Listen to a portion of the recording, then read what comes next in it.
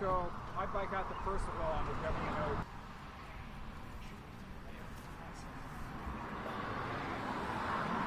And what I find so disturbing is not the treatment the children are receiving here, but the fact that the administration that created this horrific policy that basically the American people hit the American public's kind of moral gag reflex and forced this president to retreat from that policy, that because of his haphazard approach, there's not been the appropriate planning put in place with ORR, which has now responsibility for the children, to make sure that there's an expedited process to get these kids reunited with their relatives. Did you inflatable things for road tires? It's like a little nozzle you screw on the seal. Because of this misguided policy, ORR has not put in place an expedited process to make sure that these kids who've been separated are put on a fast track to get reunited with their parent or relative. That is a huge failing. It is, again, shows the slipshod, haphazard nature of this administration's approach to this whole problem.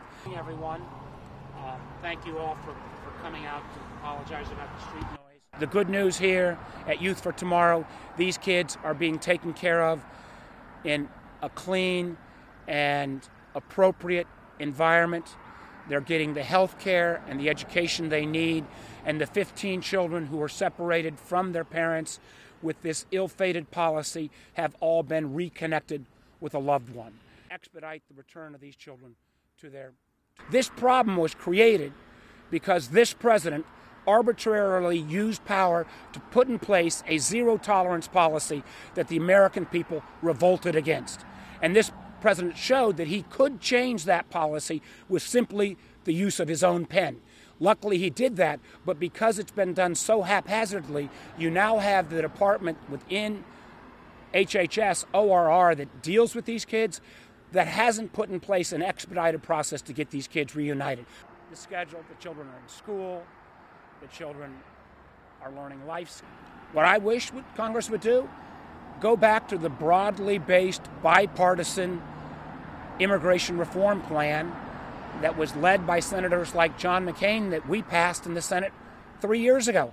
Got 68 votes. We are still trying to get answers about the accusations made about this facility in Stanton, where there have been accusations that young people have been restrained for hours at in chairs, sometimes without clothes, sometimes with hoods over their head.